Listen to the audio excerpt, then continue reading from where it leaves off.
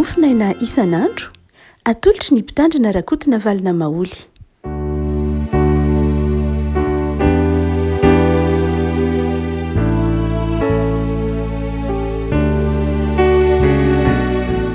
Falimiraba antsika ry havako malala tratry ity alakamisy fa 9 ny volana febroary ity. Ny voalahatra ho mofonainantsika anio dia ny filazantsara masina araka ny jaona. Jaona toko 1 ka hatramin'ny 7. Jaona toko 1 ka hatramin'ny 7. Amin'ny anaran'i Jesosy. Dia votoindray ny fanahin'i Jesosy ka nakeo amin'ny fasana izy ary zohy izany sady nisy vato narindrina teo. Hoy Jesosy, esory ny vato. Ho Marta napahavy ny maty taminy, tompoko, maimbo izao. Fa efa efarana izay, hoy Jesosy taminy. Tsy voalazako fa raha ino ianao dia ho hitanao ny voninahitr'Andriamanitra dia nesoriny ny vato. Jesosy nanaratra ny masony ka nanao hoe raha io, misaotra anao aho fa efa niaino ahy ianao. Raha izaho dia fantatro fa miaino ahy mandrakariva ianao, fa noho ny vahoaka mitsangana manodidina ny lazako izany mba hinono fa ianao naniraka. Ary efa nanao izany teny izany izy dia niantso tamin'ny feo mahery hoe Lazarosy mivoa. Dia nivoaka ny maty, nisy fehipatiny, tanany sy ny tongony, sady voafemo sara koa ny vavany. Hoy Jesosy tamin'ny olona, vao izy ka avela ho andeha. Maromaro tamin'ny jiosy ireo nankeo amin'ny Marika nahita ny zavatra nataon'i Jesosy ireo nino azy. Fa ny sasany tamin'ireo kosa dia laza nakany amin'ny fariseho ka nilaza tamin'izay nataony. Ray masino, manamasinana amin'ny fahamarinana, ny teninao ny fahamarinana. Amen. Tantara izay fantatry ny kristianina ry havana ity Jaona toko 1 ity, ny nananganan'i Jesosy any Lazarosy tamin'ny maty. Nandeha ny faha 70 dia ny fiatrehin'i Jesosy zany fananganana ny Lazarosy tamin'ny maty izany. Tany ny tapany voalohany moa dia Jesosy izay mbola nanazava tamin'ny Maria ny mahafananganana ny maty sy fiainana azy. Jesosy nitoroteny tamin'ny Marta sy Maria ny mahazanak'Andriamanitra sy tokony hananana izy ireo finoana. Lava ihany ny fitantaran'ny Jaona ity 9 toko 1 ity, lava ny fitantarany ilay fitsanganan'i Jesosy, fitsanganan'i Lazarosy tamin'ny maty, ny fisehon'ny tantara, satria misy karazan-drazana fanazavana maro eny anelanelany eny. Misy karazan-drazana fonoteny maro eny anelanelany eny izay manome fanazavana, mampahazo, mahatonga antsika mahatakatra fa ny finoana ny tena tian'i Jesosy ho ao anatintsika raha toa ka miaino ity na mamaky ity Jaona toko 1 ity isika ry havako. Fa izay aseho ny 9 fa 7 ka hatramin'ny 9 fa 7 azafady, dia Jesosy eo anoloanan'ny fasana. Jesosy eo anoloanan'ny fasana miaraka amin'ny olona. Nametra-panontaniany Jesosy tamin'ny mpianatra manao hoe, na tamin'ny fianakaviana, tamin'ny Marta sy Maria sy ireo manodidina azy manao hoe, aiza moa no nandevenanareo azy? 9 fa 7. Dia tonga eo anoloanan'ny fasan'i Jesosy. Rehefa tonga eo anoloanan'ny fasan'i Jesosy dia vao mainka vontona alahelo indray. Vonto indray ny fanahin'i Jesosy. Hoy 9 fa 7, vontona alahelo eo anatrehan'ny fasana izay nametrahana any Lazarosy. Fantatsika tsara fa indroa ihany Jesosy no nitomany.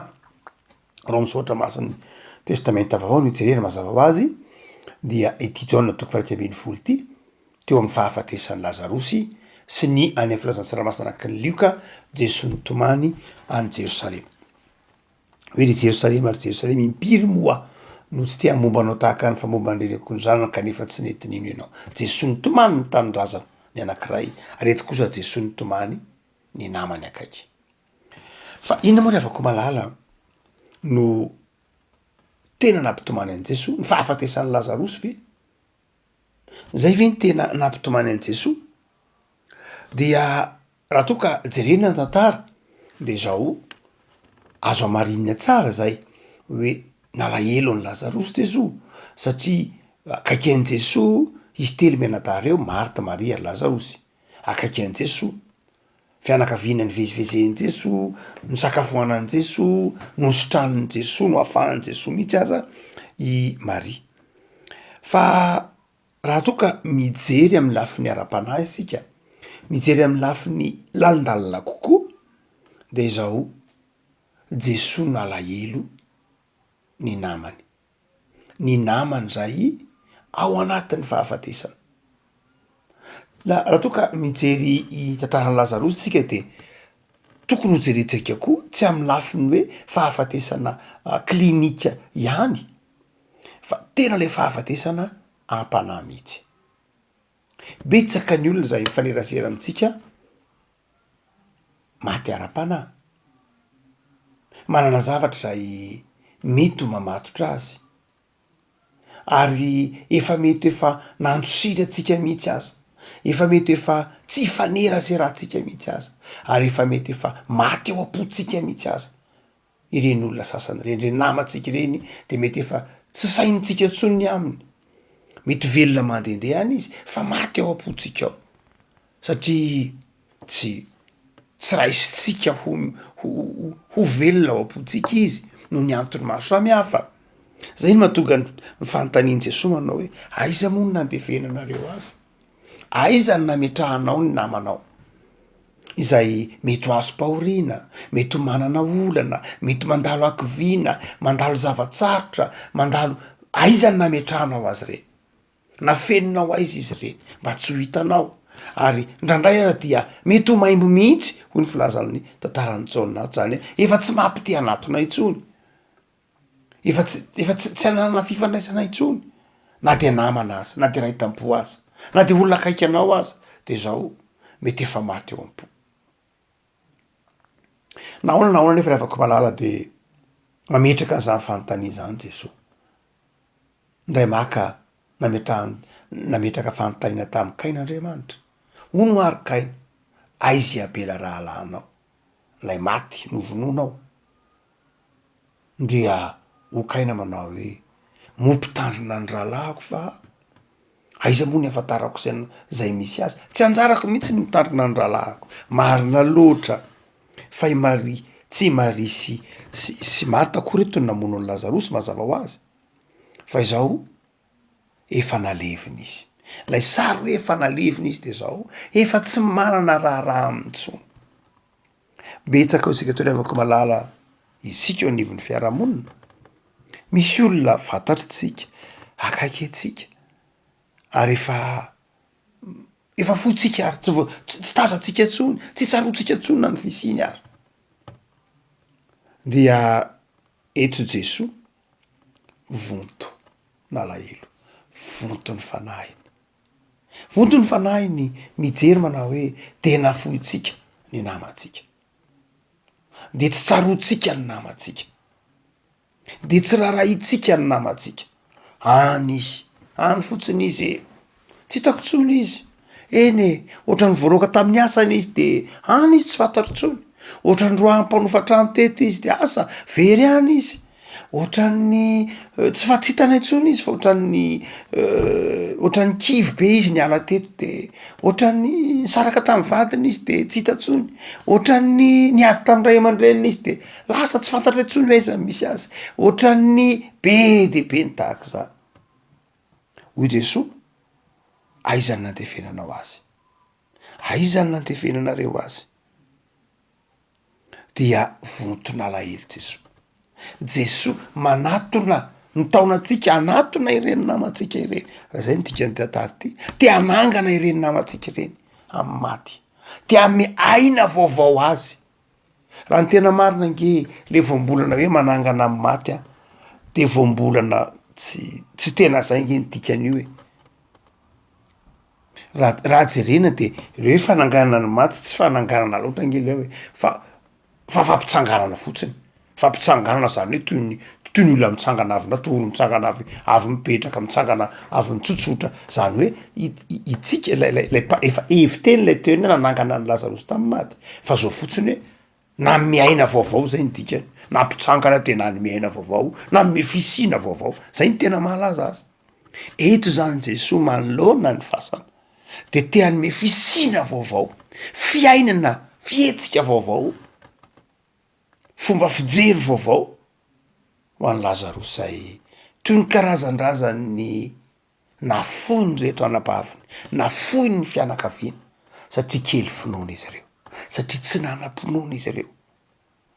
Zay mahatonga ny tompoky enteny manao hoe mino ve ianao e, ny finoanao ange ny zava-dehibe satria tsy manam-pinoana ianao de zao maty izy. Ary rehefa maty izy de izany menao tsiny manao hoe raha mba teotenao de tsy maty ny anadahako, zany hoe raha ohatra ka teo ianao Andriamanitra, teo ianao Jesosy de tsy maty izy. Fa hoy Jesosy manao hoe ny finoanao ange de afaka niasa ka tsy nahafaty an'ny Lazarosy, tsy ampy finoana isika, tsy ampy fitiavana isika. De zao betsaka ny namantsika, betsaka ny olo-patatritsika, betsaka ny sakaizatsika, betsaka ny mpiray tanindrazana antsika, betsaka ny olombelona tahaka atsika izay ao anatin'ny fahafatesana. Afako vontona alahelo Jesosy. Ary rehefa vontona alahelo Jesosy de niteny tamy Marta izy manao hoe Marta, Maria, zay rehetra teo amin'ny fasana, esory ny vato, esory ny vato. Jereo tsara fa misy zavatra sain'i Jesosy ataony reto namany Lazarosy reto, ireto sakaizany Lazarosy reto, ireto havany Lazarosy reto. De zao esory ny vato. Ary faharoa, rehefa nitsangana izy teo izy manao hoe vahao lay ny fehipaty zany, vahao izy ka avelao andeha. Jesosy afaka malala mampiasa ireto namany Lazarosy reto, te amerina azy indray, handray andraikitra amin'ny fananganana ny Lazarosy ao anatin'lay sarin'lay fahafatesana.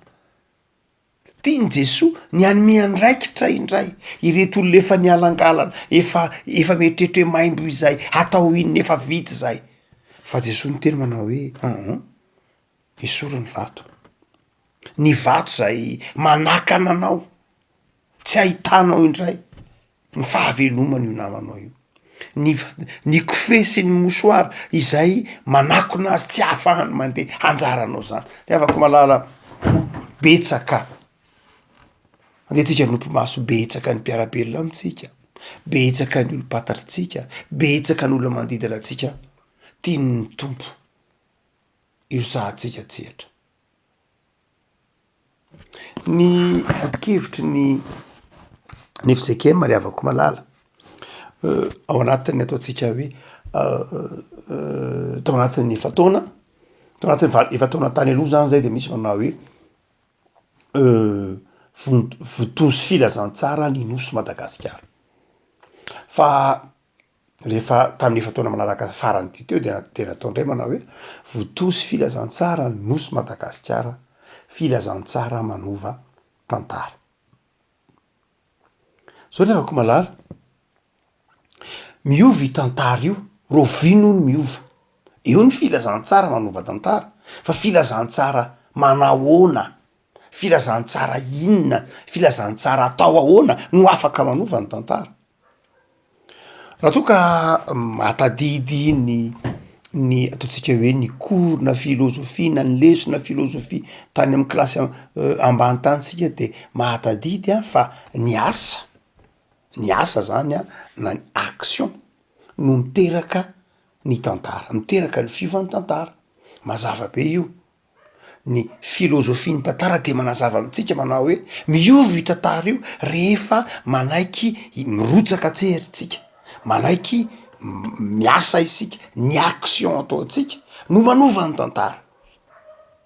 Fa hoy ihany reo mpahay ataotsika hoe filozofia, zao a ny action de izao ny miteraka azy de ny raison, zany hoe rehefa azavaina tsara, rehefa resahana tsara amin'ny olona hoe zao no tokony ataonao de mirotsaka tsehatra ianao de miova ny tantara.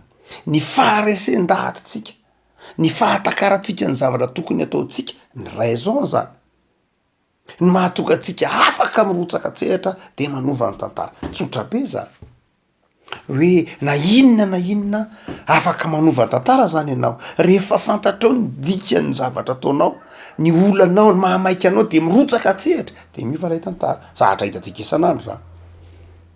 Fa nisy filozofa anankiray antsoina hoe Hegel, de izy manao hoe tsy zay no manova ny tantara, tsy ny raison ihany manova ny tantara fa ny passion.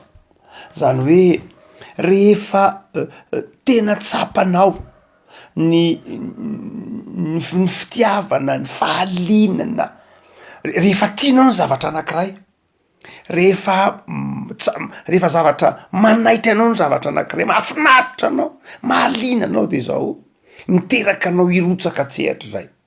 Tsy ny raison ihany no miteraka anao hirotsaka tsehatra hanova zavatra, fa ny fahatsapanao zavatra mahafinaritra, ny fitiavanao no manosika anao hiasa ary hanova ny tantara. Filazantsara manova tantara. Raha ohatra ka filazantsara vakina fevakina ry avako malala de tsy manova tantara. Raha ohatra ka filazantsara fakafakaina amin'ny saina maha-olombelona atao tahaka ny savoir, tsy manova tantara.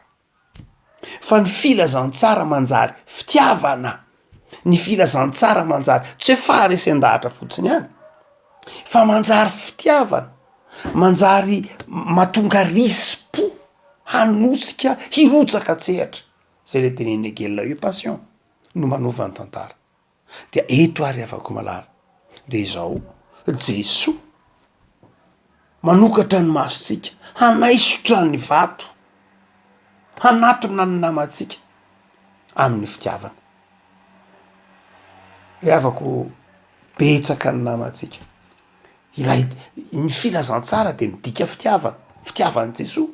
No zany de izao movenao manaiky, te ho hitanao velona ve ny namanao, azo aina vaovao, anana fisina vaovao.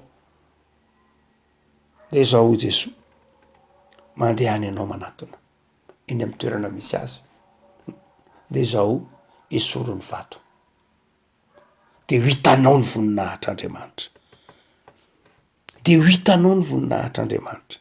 Ka izy nge efa maimbo, ka izy nge efa tsy hita ntsony, ka efa vita nge ny fiainana, ataoko inona ntsony, fa ahoana moa no ahavitako an'izany rehetra zany, za rery ve de havitan'izany, za ho sahirana. Mety zany ny zavatra resahantsika manoloana ny karazan'olana hitantsika amin'ny namantsika, amin'ny ady ary korotana ary de mieritreritra kinona moa zay za bitika kely ty, inona moa mivitako sara, niary ny olako aza manahirana sy ny sisa rehetra. Tsia ho Jesoa na efa efarana azy, na efa na inona azy de zao tsy voalazako anao fa raha ino ianao de ho hitanao voninahitr'Andriamanitra. Ny halehiben'ny vato ry havana no mibahana ny masotsika indraindray, na ny halehiben'ny olana setray ny namantsika hoe de efa vita, efa maimbo, efa tsisy inona azo atao tsaminy intsony, izay indraindray no hitantsika. Fa hoy Jesoa azy zay ny jerena, tsy izay ny jerena fa ny finoana. Raha mino ianao, any aminao zany ny vahaolana, any amin'ny finoanao no manaisotra eo ambany masonao ao ny olana, ny vato, ny obstacle eo ambany masonao eo, fa any ampelantananao koa ny finoana. Mbola ivelan'ny masonao, mbola ivelan'ny tenanao ny obstacle, fa ny vahaolana de zao ao anatinao de ny finoana. Afako malala engane anaiky ara-iasa amin' Jesoa isika, ho fanafahana ro namantsika.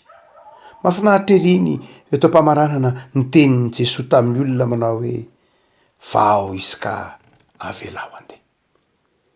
Lay hoe avelao izy ka avelao andeha, liberté, fahafahana. Ny olona ny mamaha, ny olona ohatr'azy. tsy Andriamanitra mihitsy ny nanery ny olona miteny hoe tonga de avy hatrany de mivoaka vao anatin'ny aizana, mivoaka vao anatin'ny fatorany Lazarosy dia tonga de nihirana tonga de nihirana tonga de nandeha. Isika ny manafaka ny namantsika. Andriamanitra tsy manery antsika hampahiratra ny masontsika. Andriamanitra tsy manery antsika ho afaka, fa safiditsika ny ho afaka, safiditsika ny hanafaka ny namantsika. Ao anatin'ny aizana, ao anatin'ny loto, ao anatin'ny fofona, ao anatin'ny korotana, safiditsika. Mijery ny fahantrahan'ny firenentsika le afaka malala. Safiditsika io. Isafidy inona isika eo natrehan'ny fahantrahan'ny firenena. Isafidy hijery ny namantsika ao anatin'ny fahafatesana, ao anatin'ny loto, ao anatin'ny fofona, ao anatin'ny fatorany tsy fahalalana, tsy fahaizana mamaky teny sy manoratra, habadona, mahatonga anao sy ampaminany ny teny manao hoe ringana ny oloko i Andriamanitra noho ny tsy fisian'ny fahalalana. Iza no andrasana? Reo olona ireo de ao anatin'ny efa mety efa nafoy mihitsy aza. Marary tsy misy mpitsabo, sekoly anahana zara fa misy ny finenana ao anaty tondroso. Zany ny tranga eto amintsika sy maneran-tany toerana maro. Iza no ifamonjy? Isika samy sika. Jesoa efa eo. Ho Jesoa manao hoe efa any aminao ange ny vaholany. Efa manatona eto efa tonga eto ho Jesoa. Fa efa nomeko anao ny vaholana, ho hitanao ny voninahitra. Andriamanitra raha io ianao. Afaka malala enganenao isafidy ny hanafaka ny namanao. Tsy hijanona hiteny azy hoe efa vitany aminy, fa maimbo izy, fa tsisy ninona azo atao tsony. Fa enganehanao hanapa-kevitra ino ka hanaraka ny baikon'i Jesoa. Hanafaka ny namanao, tsy ho titena fa hanafaka ny namanao. La Jesosy Kristy amin'izay filazantsara velona hanapaka ao am-ponao ka ny filazantsara zay tianao sy torianao dia hanova ny tantara. Tompo misaotranao zay noho ny amin'ny teninao zay azonay novakina, manazava aminay fa ianao de mpanafaka, manatona anay ary manatona anay ao anatin'ny lotonay, ao anatin'izay mety efa fahaverezanay aza. Tsy tiany zao tontolo zao atonony zahay. Tsy tiany ny hafa akory aza na dia manakaiky anay aza satria efa nalevina, nariana, nafoy zahay. Saingy ianao tsy mahafoy anay. Vontona alahelo mijery ny fagnotranay, mijery ny fahavoazanay. Tompo, todika aminao zahay. Ampianary radio koa zahay mba ahatsiaro fa ny finonanao, ny fahatokinanao no iariarian'ny voninahitrao. De manomezana Tompo fofeno fitiavana, fofeno fahalemem-panahy, ahafahanay manafaka ny namanay ao anatin'ny aizin'ny fahantrano, ahafahanay manampy azy reny ao anatin'ny aizin'ny fahantrano, fotaky ny faharitoana, miandry anay ny namanay, miandry anay mipiray tanindrazana aminay, mifampiandry zahay Tompo, ifamonjy, de manomezana i Tompo finoana mitoetra tsara. Avak'izay Tompo ho an'ny tanindrazanay zay hitanao, vavak'izay ho an'ny fiangonanao mitory ny filazantsara, vavak'izay ho an'ny isa-tokantrano, aoka Tompo ho velona ao am-ponay ny finonanao Jesoa, de ho hitanay ny voninahitra ao Andriamanitra, mahay ny zavatra rehetra. De mba metraka ny fiainanay ampelantananao zahay, raha izanaka fanahy masina. Amen.